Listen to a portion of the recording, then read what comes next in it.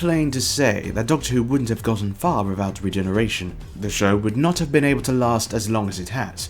Many have been handled very well, others have been struck by interesting circumstances, but they're always a spectacle. It's certainly always fascinating to see how the changeovers are handled, from varying aspects such as the acting, the music, even just how the production team actually handles the change itself. It's quite extraordinary how far the show has actually gone in terms of extremes in that sense. We have Regenerations handled extremely well, paying respects to their outgoing actor and making it clear they will be missed, while ensuring the incoming actor is given a good start. Now, we've seen the most recent example with Jodie Whittaker's Doctor heading into the great Regeneration garden in the sky, and David Tennant coming back in for a second, or is it third or even fourth, go. So, let's dive into them, based on how well they were set up, the effects, and of course, the performances. This won't necessarily be a discussion about who had the best story, as some stories can be stronger and some regenerations can feel like a footnote, and the opposite as well. So, quick note, I'm not covering any forced or fake regeneration of the Doctors, such as The Impossible Astronaut, Blight of the Land, Power of the Doctor. I'm looking at all of those, but as long as it expends a life, then it's in. But first, I feel like I should say that I now have a Patreon. Whilst I'm having a bit of a rough time at the moment, I still want to be able to move forward with growing this channel, putting more effort into it, and I still want to be more interactive with you guys. And I also see this as a way to hold myself more accountable to keep going with content creating, while being able to pay you guys back for supporting me. Especially as the Remnants family of audio dramas is about to expand with a new spin-off, and we hit a new era of Doctor Who cosplays with the RTD2 era on its way, amongst other new projects, original and fan-created, that are to come. And, of course, subbing to my Patreon will give you guys early access to my videos and latest work, so you can get the first glimpse way in advance. Obviously, no pressure, especially in the cost of living crisis that is striking us all, so only join if you want to, obviously. I ain't pressuring anyone. I'll have a ton of gratitude if you do, but thanks for listening all the same. Now, on with the video. Number 15. The 6th Doctor to the 7th Doctor. Time of the Rani. Cause of death? Depends who you ask, but we're going to say beams of radiation. Well, you knew this was always going to be here. Nearly everything with this sequence that could go wrong kinda did. There was barely a shred of build-up on the TV show, what with the TARDIS just suddenly being shot, and that's the best we really got. And then we have the effect itself, after the Rani comes in with the monster, and whilst I must say the effect is fairly pleasing on the eye, it actually does get briefly misaligned for a moment, and you can somewhat see the face of the Doctor mid-regeneration, which leads us having to tackle the elephant of the room, that being Colin Baker, justifiably refused to return for the scene, and thus Sylvester becomes the only person to have played both sides of a regeneration. Well, at that point anyway, but we'll get to that bit later. The CGI leading up to the scene is definitely a bold way to see in the new era, and for the time and the budget, you can kind of allow it. What I will say about the scene, as well, is that I do have a soft spot for the score. It's a distinct new tone for Doctor Who that really hadn't been heard in the show before. This energetic, dramatic set of synthy strings. But then, I do have a massive affection for the music of the McCoy era anyway, so you can't be too surprised by this. What can I say? I love synth. But yeah, on principle, this goes at the end. And of course, it should be mentioned that Big Finish did justice to Colin by giving him a proper last story that led into this, with much better final words, as he deserves. The Last Adventure is honestly sublime. The Brink of Death, very good. Check it out. Number 14. The War Doctor to the 9th Doctor, Day of the Doctor. Cause of death, old age. McDonald's hamburgers are the worst. They are worse than Burger King. Please excuse Channel Pup.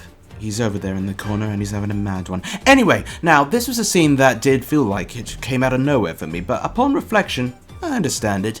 This was just a nice little scene showing that the War Doctor's job was now done, and there's no need for him anymore. He was born to be a warrior in the fight, but then they resolved it. The Doctor need not be a warrior anymore, and they needed a clever reason to explain why he forgot the whole thing, but from that perspective, it's alright. From a technical level, there are still things I think could have been different in a perfect world, such as the very loose tease of Eccleston's face. I would have loved to see more of him, but obviously there's only so much you can do without him. And I was a bit surprised when I originally saw this, as for one thing, John's Doctor didn't seem weary enough to need to regenerate, but as I said earlier, it's just a case of moving on. It's a peaceful end for an incarnation who didn't really see peace. And, of course, we didn't see the Ninth Doctor aside from his eyes for a split second, but the implication and the line with the ears, it's all right there. So, while this is low down on the list, it's not necessarily a bad regeneration, it's just incomplete. Number 13. The 10th Doctor to the 10th Doctor. The Stolen Earth, Stroke Journey's End. Cause of death, Dalek Way. Rose meets the Doctor. They have a happy moment of, yay, reunited. A trolling Dalek comes out the side and shoots him in his side. And now it seems the beloved 10th Doctor is going to change and become Matt Smith 2 years ahead of time. Yeah, okay, this is the definition of a shock value regeneration, and I'm still impressed by the boldness at the time. It's only really this low because it's not really a genuine change, but it was still stressful to watch. Like, at the time, you'd have to be there. It was so very intense. For a whole week, people were like, how the hell is he going to get out of this? Since no one believed that Tennant was actually going to leave.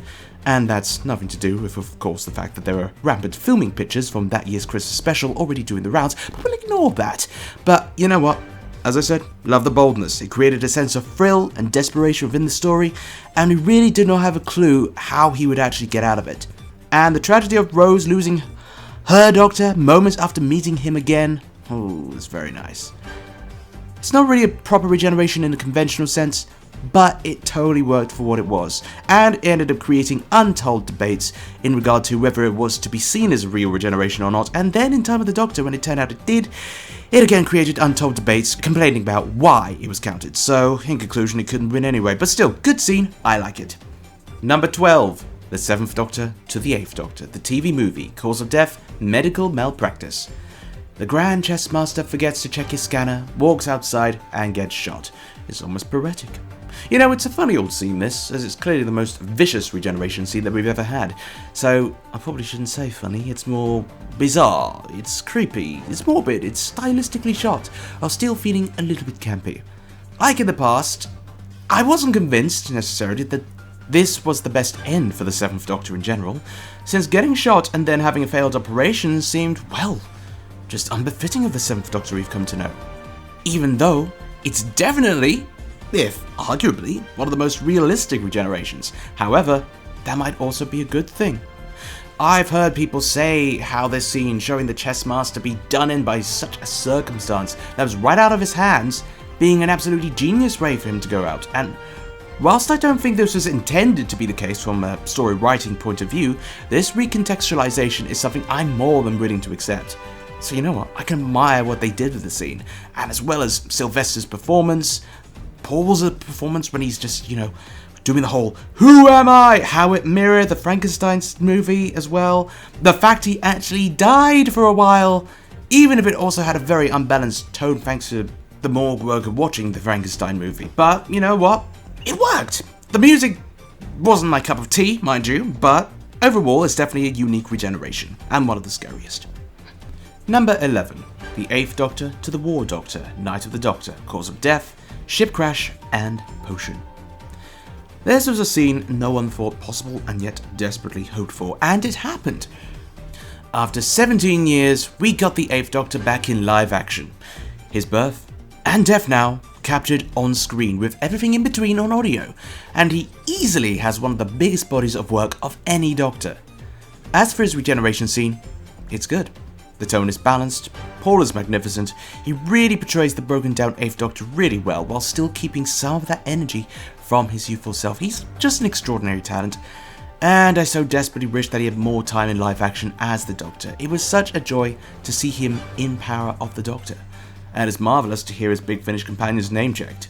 But at the same time, it's still a shame this incarnation died in such a damning way, forced out of his life trying to save someone who hated the Time Lords, and then had to become someone who knew how to fight. It's a great scene, but you can't help but wish the 8th got more, even though it was great to see him back anyway. Number 10. The 2nd Doctor to the 3rd Doctor, The War Games. Cause of death, forced regeneration by the Time Lords. A Big Mac has 26 grams of fat. A Quarter Pounder has 28 grams of fat. Thank you, Pup! Anyway. My goodness now, this is a creepy sequence. Like, I know the 7th Doctor to the 8th Doctor was creepy, but like, this is different creepy. This is existential creepy. The second Doctor has his identity taken away from him by the Time Lords and is given some options on what to pick, of which he likes none, so they choose it for him. I mean, he does make some rather unbecoming comments. So, yeah, we can understand why the Time Lords just decided, screw it, you get what you're given. And to be fair, if you end up with John Pertwee, that's not necessarily a bad choice. And whilst we don't see the change itself, it's almost more horrifying that we don't. It's a very unique and downbeat sequence as we see the second Doctor banished into exile, having his face disappear.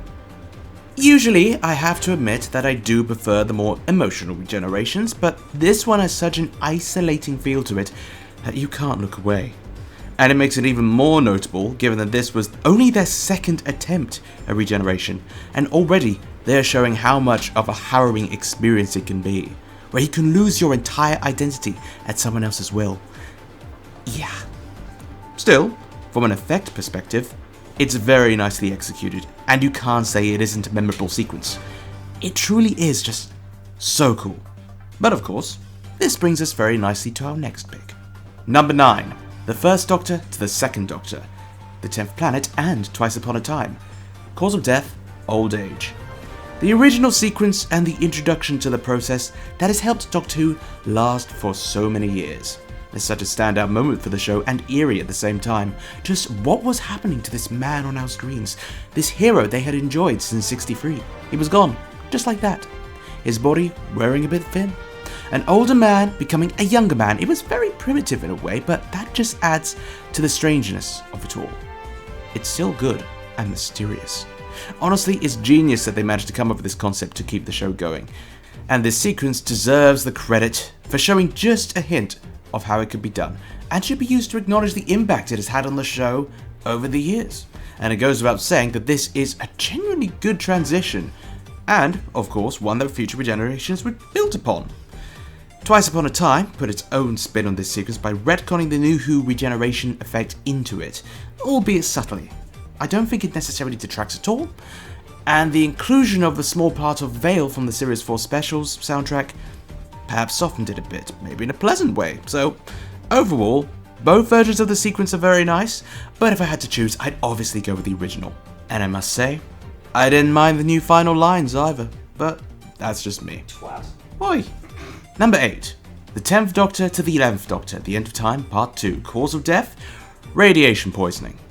Following a massive farewell tour where after he essentially commits a slow suicide in order to save a wonderful old man, we have what is, almost without a doubt, one of the most popular regenerations of the entire show. But me! What? I could do so much more! So much more! Yeah. But I can't, can I? It's not fair, is it, Wilf, you stupid old man? Oh. We love Wilf in this house. Has Wilfred to and be Martha Jones are the best companions of the Russell T era, for definite. honestly, I agree. yeah, Bar none, yeah. in my opinion. Yeah, I think so. Yeah, hell yeah. Hell yeah, you ain't kidding, Thank you Sam. for your opinion. We ain't Anyway, so, music. And the scale and the story, it was on a bombastic, epic level. The 10th Doctor, one of the most popular Doctors of all time, going out to the bombastic splendour of a full choir singing him to death. It was a bit much. It was a little bit much. Do not. Well knows. Do not. I'm gonna say nothing. Do not get me started on. Okay, I won't get you started. It's a wonderful sequence from a technical level. The effects, the score, the ominous feel.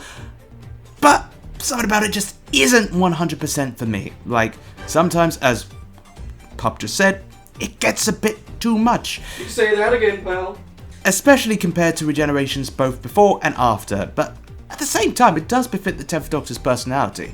His last words, "I don't want to go," are both a fantastic coda to how this incarnation was dissatisfied with his lack of time, while also being immensely irritating to those, like myself at the time, who were looking forward to the incoming 11th Doctor, as I do feel it put him at a disadvantage with the audience.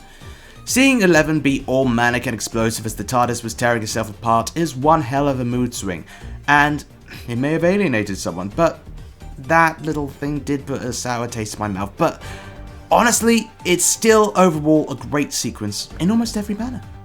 Though I do prefer other New Who regenerations, as you'll come to see. As for this one though, it is easily the most dramatic regeneration we've ever had, and for the most part it carries it off.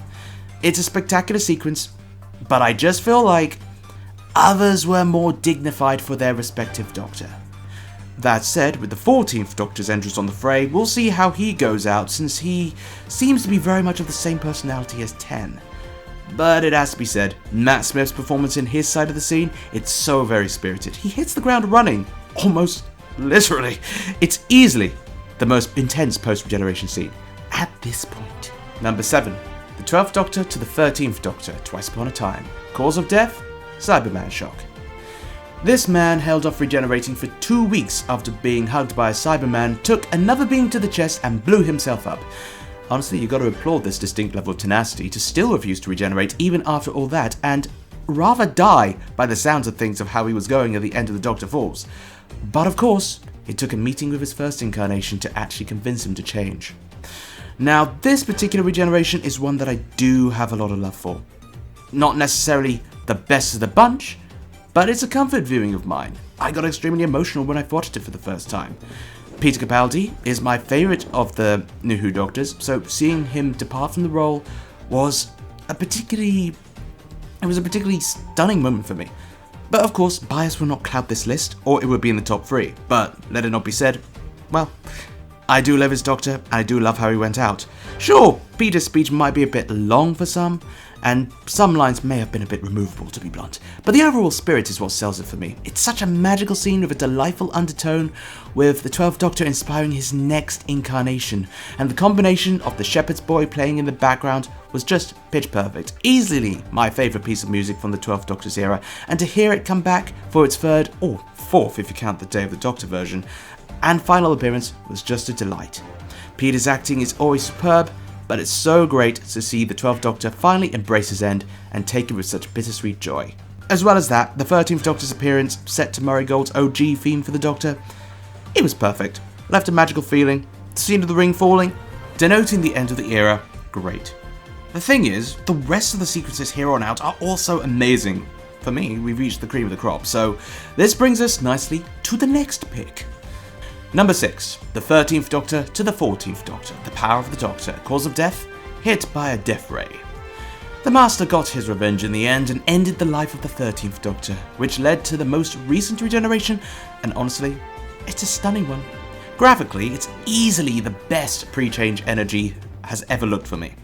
Unlike the 11th and 12th Doctors, the 13th has a fairly short and somber goodbye. She only says a little. It's just nice, subtle, and serene. And I think that's pretty beautiful. She goes out simply wanting to see one last sunrise, the blossomiest blossom.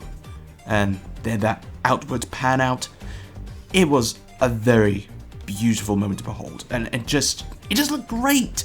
I loved it. And the energy and the colours and everything, simply sublime. It makes a welcome change to not have a regeneration in the TARDIS as well. The cinematography was beautiful.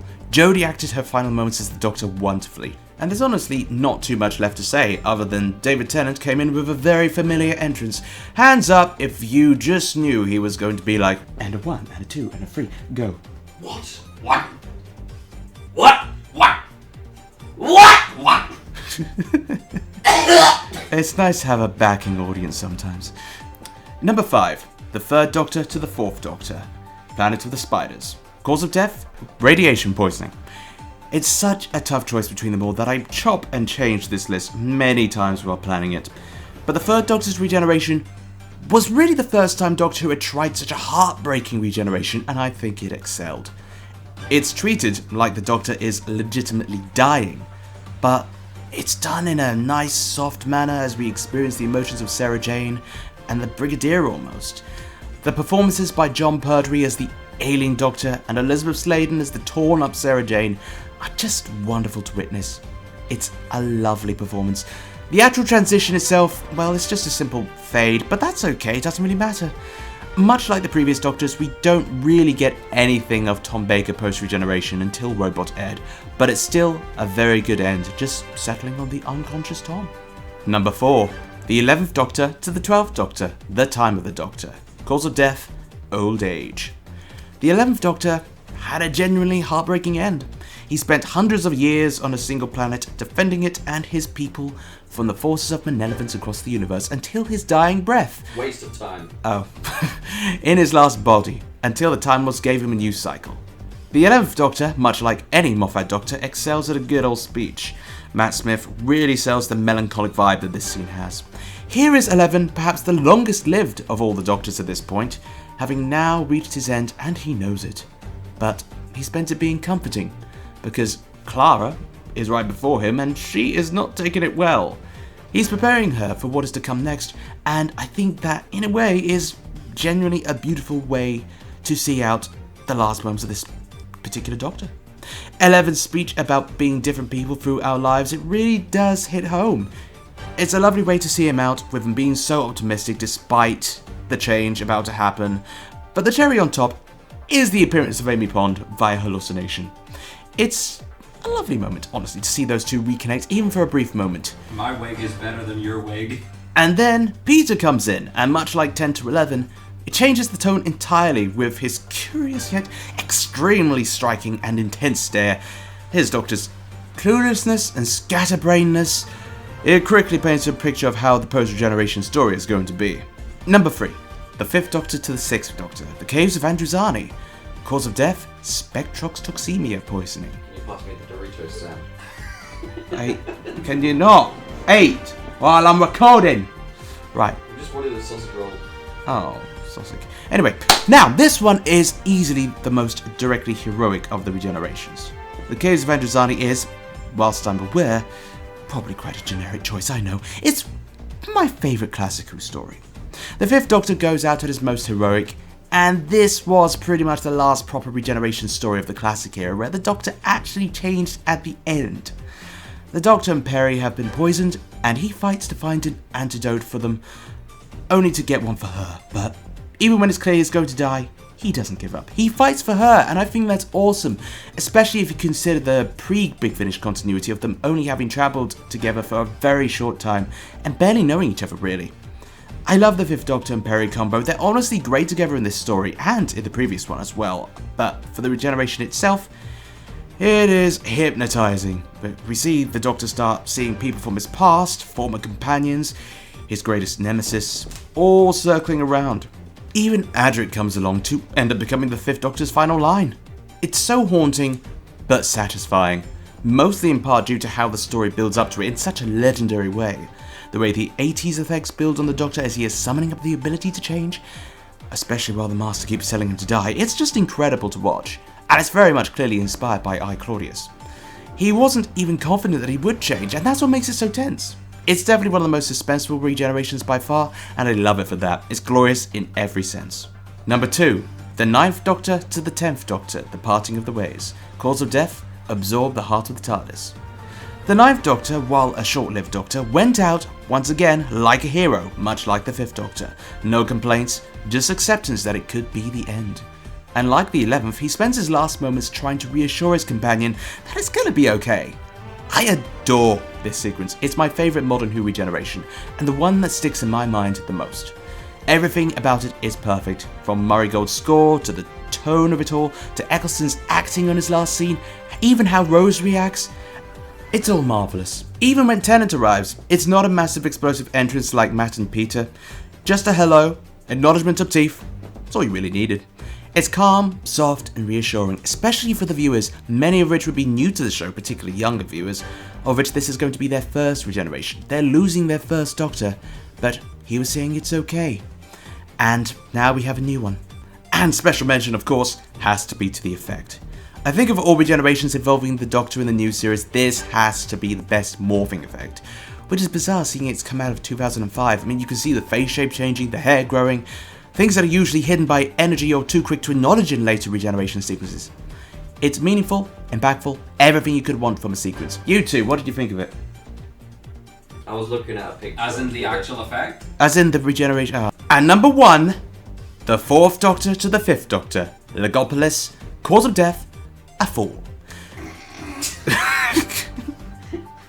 It is what it says on the tin. It is quite literally the fall of the 4th Doctor, one of the most popular Doctors, so of course his end had to be spectacular, and whilst honestly, while on paper may not seem impressive, In practice, I really do have the biggest fondness for the execution. Feels like the entire season was building up to this, not just Legopolis. We have the Watcher, we have the Doctor reflecting on all his enemies and friends he has made across his time. His life literally flashes before his eyes and all he can do is watch before he drops. The sheer tension in the shot as he loses his grip, the musical score boosting it all the way. It's something else, man, truly. It's just the regeneration that just really gets into my head. I love it. And there is the change itself, which I think is a truly magical moment as the Watcher merges with him to become the 5th Doctor. It's honestly a regeneration that I could have watched over and over again because it's just so ethereal, so serene. Seeing the 4th Doctor at the most peace with his passing. It can't even properly describe it. It's just a beautiful scene and a fond farewell to a Doctor who is beloved by many. I loved it. You two have anything to say? It was very unique, as in it. I think it's the single most unique regeneration in terms of the actual effect. I don't watch Doctor Who. And so there we go. That was my ranking of regenerations for 2020. Rock on London, rock on Chicago, Wheaties, Breakfast of Champions. Pup, please. This is an outro. And yes, so that was my ranking of regenerations for 2023, and boy, there is a lot of them to get through. So, I hope you enjoyed this video. McDonald's is the place to rock. It is a restaurant where they buy food to eat. It is a good place to listen to music. No. People flock here to get down to the rock music. Please, God almighty. Anyway, I hope you enjoyed this. Roll McDonald's! Stop it! Stop Rock it! and It's roll 5 to 1. McDonald's! It's 5 to 1 in the morning. People are going to give us a noise complaint. Anyway, I hope you enjoyed this video, and if you made it to the end, if you managed to survive, well done. Absolutely, I don't know how I'm going to survive the night, but feel free to tell me in the comments what your favourite regenerations are. He's And homeless. Give him money. Patreon link in the description below. Oh no! Yes, that. Pup's also homeless. Please. Yeah, well, I'm having fun. Yeah. Please donate to him. Please be, he's a very lovely, if strange person. Don't forget to click below to subscribe to the official Who Chase on YouTube channel.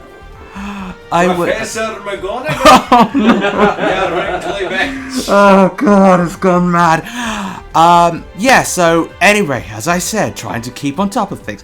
Tell me in the comments what your favourite regenerations are. I would love to know. And I get the sense that many people will probably disagree with this list. These two probably do. And you know what? That's okay. It happens. That's what makes it fun. And naturally, coming soon will be the first RTD2 cosplay tutorial for the 14th Doctor. So keep an eye out for that one when it comes along.